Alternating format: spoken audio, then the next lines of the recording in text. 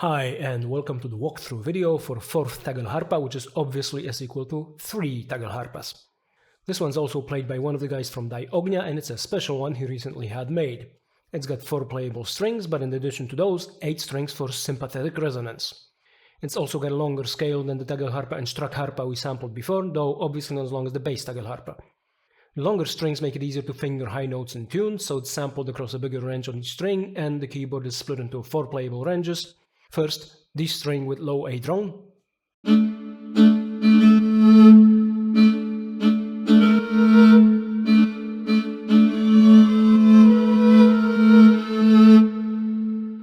low A string with D drone, which has a range of a 7th and really probably sounds best up to E or F,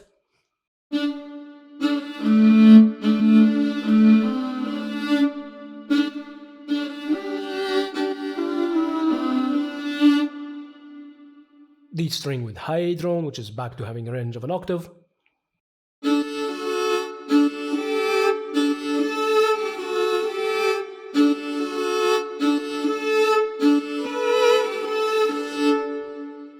and high A string with D drone, all of these with true sampled legato.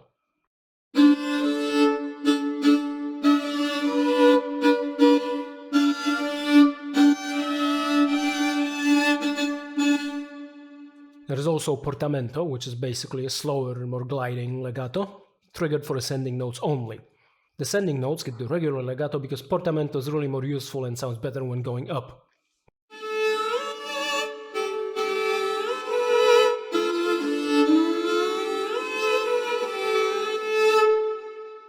We also have true rebows sampled, which is something quite a few people who bought 3 Tagelharpas asked for, and these are triggered on the first note of each phrase. So if you play non-overlapping notes, you get rebows, usable for rhythmic playing, which is very idiomatic in today's Viking music.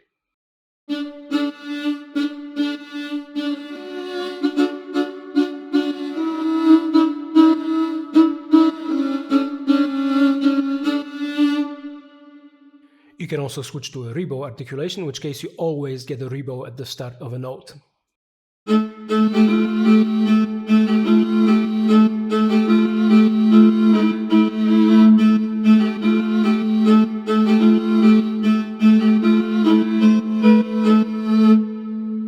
The crescendo articulation doesn't use either interval samples or rebows.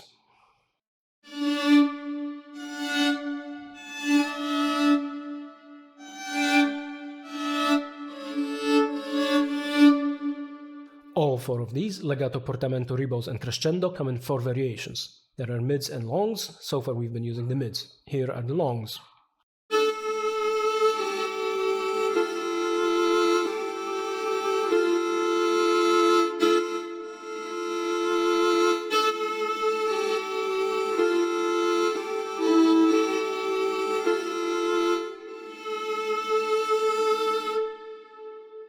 And both mids and longs have vibrato and non-vibrato versions. So far the vibrato has always been on, but because of how the real instrument works, there is no vibrato on the open string notes, which means the lowest note of each of the 4 playable ranges. The vibrato is, of course, true sampled vibrato.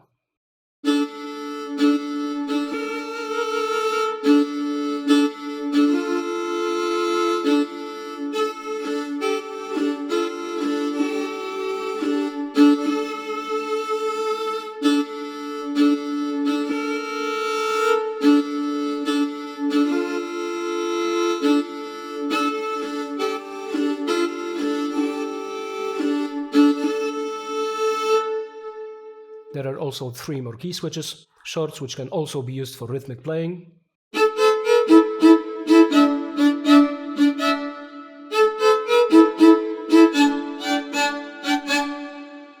tremolo,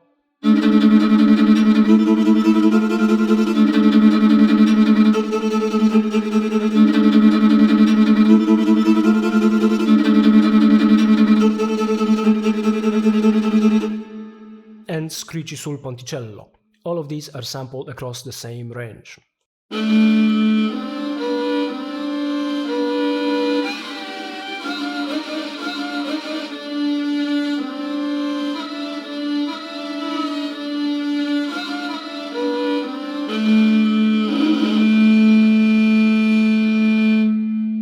We've already covered the vibrato control.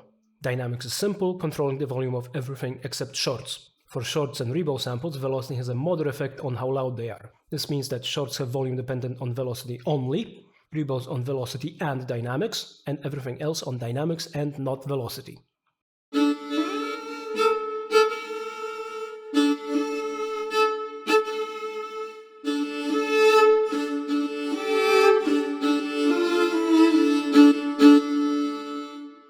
Transpose just transposes the whole thing to make the instrument more usable in keys that don't match the A or D drones. By the way, this Tagelharpa was really sampled as part of our Strange String Summer library, though there it was physically tuned down a full step to match the other C drone instruments.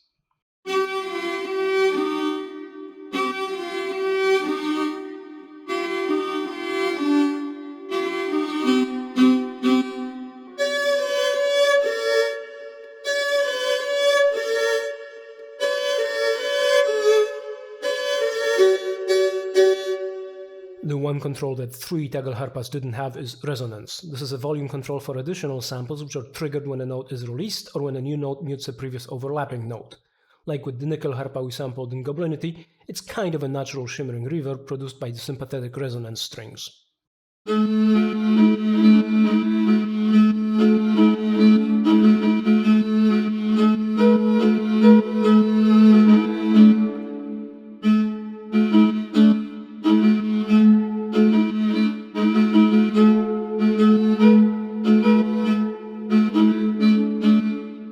However, there are 8 resonance strings here, not 12, and they are tuned diatonically, so some notes resonate very differently than others. And of course, the drone string always causes resonance of the other playable D or A string. So that gives this unusual Tagelharpa its own very distinct character.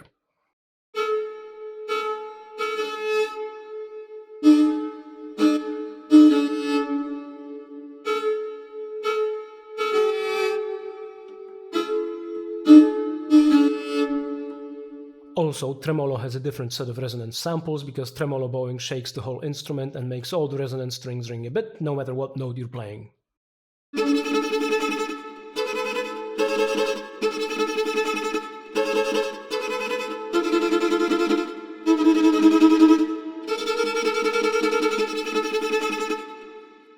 Release is a simple release time for the non-resonance note tails.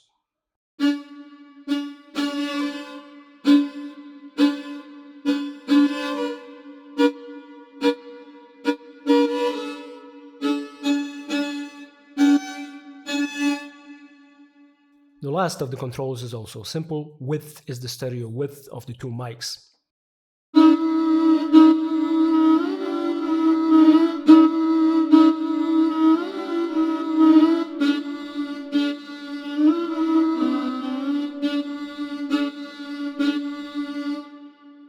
And well, that's it. You can buy the 4th Tagelharpa from the Calorifer Samples shop and tell all your enemies that there are more than 3 Tagelharpas.